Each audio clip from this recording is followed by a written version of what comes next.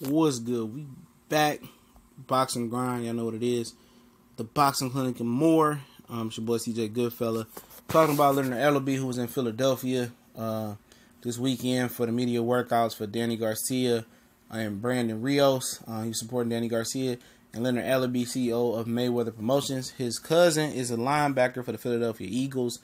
And, they won the Super Bowl, obviously. He's in Philly as well. I'm checking out Danny Garcia because his company, or part of his company, Mayweather Promotions, is promoting that part of the card. Because, you got the prelims with Devin Alexander, Victor Ortiz headlining that. Be on the lookout for that breakdown and prediction. Also, Danny Garcia and Brandon Rios by the Boxing Clinic, and a lot more predictions next week. It's a big fight week.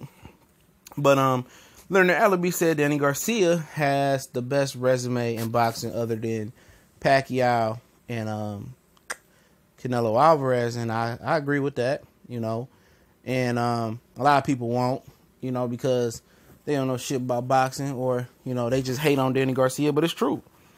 It's factual, and what finds it funny is, I'm reading an article, and again, put him on blast, very opinionated, and say, oh, these are the guys that he fought past his prime, and this and that. He fought that guy past his prime, but these are the same people giving Anthony Joshua credit for beating a 41-year-old or 40-year-old Vladimir Klitschko coming off a 16th-month layoff. You know what I'm saying? And what's so funny about it, Danny beat Nate Campbell. You can say he was older. He beat Eric Morales in the first fight, but he was put in there with Eric Morales to lose. Danny Garcia wasn't the favorite going into the first Eric Morales fight. The only reason he fought him twice because Eric Morales had a rematch clause and came back a year later and got that clause. Zab Judah. People say, oh, he was old or whatever. Zab still was good because y'all still gave him credit for facing Amir Khan, and y'all gave him credit to Potomac Najee for beating him for the Battle of Brooklyn. So at the end of the day, around that same time, the Zab Judah beat Lucas Matisse, however you like it or not. Matisse is supposed to be this killer, but he didn't even knock out older Zab Judah. But a lot of you guys didn't say nothing about that. So, a lot of people. They hate themselves with their past words and their inconsistencies about certain things. So, watch what you say, because one day you're going to try to, say something else and going to bite you in the hindsight. You know what I'm saying? As well as he beat Amir Khan. When Amir Khan, he wasn't favored to beat Amir Khan either. He knocked out Amir Khan. Everybody that you would have asked before that fight would have said, you were crazy if you thought Danny Garcia was going to beat Amir Khan. What he did, Lucas Matisse, y'all was building him up to be this killer, stone cold machine. Oh, the machine gonna kill. Danny's scared of the machine. And Danny, on one of the biggest platforms that it could be imaginable at the time, on the Canelo Floyd Mayweather undercard, dominated Lucas Matisse. Y'all turned around and made excuses.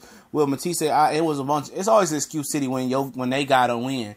They come with the excuses. Beat a Robert Guerrero, don't matter. He beat him for the title. He beat Lamont Peterson. Y'all cry and say, oh, Lamont Peterson really beat him. Well, Lamont Peterson gave up the first half of the fight. But anybody cried when Lamont Peterson robbed Felix Diaz or when he robbed Victor Ortiz. And you look at other fighters that you guys praise. Terrence Bud Crawford. He don't have nowhere near the resume that Danny Garcia has. He pound for pound number one. I understand the eye test and the skill. The eye test, it does matter as well. And I don't have a problem with Crawford being number one. But you don't see people poking holes in his resume. I don't see it. I mean, who else can you say? Triple G resume doesn't compare to Danny Garcia's. It doesn't even compare to Adrian Broner's, without Canelo Alvarez being on the resume. It really wouldn't be no comparison. Anthony Joshua resume doesn't compare. Deontay Wilder doesn't compare. Nobody at super middleweight resume compares. You go to middleweight, nobody at middleweight resume compares. You go to junior middleweight, maybe Lara, who has Paul Williams on his belt, Violence Monterosian twice, Canelo Alvarez, all right. He up there. Not to mention, Danny did face Keith Thurman, and it was a competitive fight, but I felt Keith, won comfortably, but he did fight him. You go to the welterweight division. Errol Spence doesn't have his resume. Keith Thurman doesn't have his resume. Sean Porter has a solid resume, but he doesn't. I don't think it pops out like Danny Garcia's neither. You go to 140, everybody pretty much new there. It's new blood there. Mikey Garcia, no, he doesn't have a resume. Go to 35, Benares nowhere has the resume. Lomachenko obviously doesn't have a resume. Gervonta Tank Davis, Tevin Farmer, Miguel Burch doesn't have a resume. Jerez Corrales doesn't have a resume. Leo Santa Cruz He got some good bodies on his resume, but I would take Danny Garcia's over his as well. Adam Morris has a solid resume. No, Gary Russell obviously not. With Vasily Lomachenko being a really bright spot on that resume, and that's about it. But he lost that fight.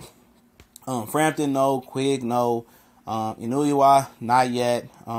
Sorg, not yet. Chocolatito, nah. I mean, you can go up the list and whoever, maybe I'm missing some people, but he does. Danny Garcia has fought the best. And has he cherry-picked of late? Yes. And has cherry-picked clouded some people's vision about Danny Garcia? Yes, because Danny Garcia was, when he was young, he was willing to fight any and everybody. You know, he was willing to get his hands dirty without putting the gloves on.